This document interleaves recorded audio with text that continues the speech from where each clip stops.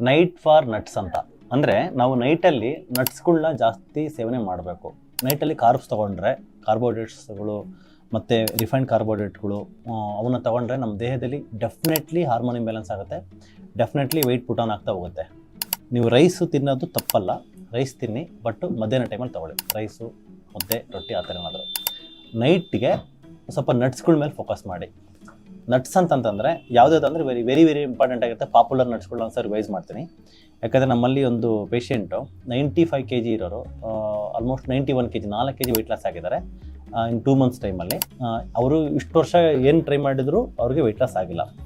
So weight loss ಆಗೋದಕ್ಕೆ ನೈಟಲ್ಲಿ ಏನು ಅಂತಂದರೆ ನಟ್ಸ್ ತೊಗೊಳ್ತಾ ಇದ್ದಾರೆ ಅವರು. ನಾವು ಹೇಳ್ಕೊಟ್ಟಿರ್ತಕ್ಕಂಥ ನಟ್ಸ್ಗಳು ಯಾವ್ದು ಅಂದರೆ, ಒಂದು ಕೋಕೋನಟ್ ವೆರಿ ವೆರಿ ಇಂಪಾರ್ಟೆಂಟ್. ಅದರಿಂದ ಮಂಡಿಗೆ ಮತ್ತು ಬೋನ್ಸ್ಗೆ ತುಂಬ ಒಳ್ಳೆಯದಾಗುತ್ತೆ. ಕೋಕೋನಟ್ಟು, ಗ್ರೌಂಡ್ ನಟ್ ಏನು ಮಾಡಬೇಕು, ಬೆಳಗ್ಗೆ ನೆನೆ ಹಾಕೊಂಡ್ಬಿಟ್ಟು ಸಾಯಂಕಾಲ ತಿನ್ನಬೇಕು. ಮತ್ತು ಕೋಕೋನಟ್ ಕೂಡ ಹಸಿ ತೆಂಗಿನಕಾಯಿ ತಿನ್ನಬೇಕು, ಡ್ರೈ ಕೊಬ್ಬರಿ ಬೇಡ. ಅದು ಯಾಕಂತ ಇನ್ನೊಂದು ವೀಡಿಯೋದಲ್ಲಿ ಹೇಳ್ತೀನಿ. ಸೊ ಗ್ರೌಂಡ್ ನಟ್ಟು ಬೆಳಗ್ಗೆ ಒಂದು ಬಟ್ಲು ನೆನೆ ಹಾಕೊಂಡ್ಬಿಟ್ಟು ಸಾಯಂಕಾಲ ತಿನ್ನಬೇಕು.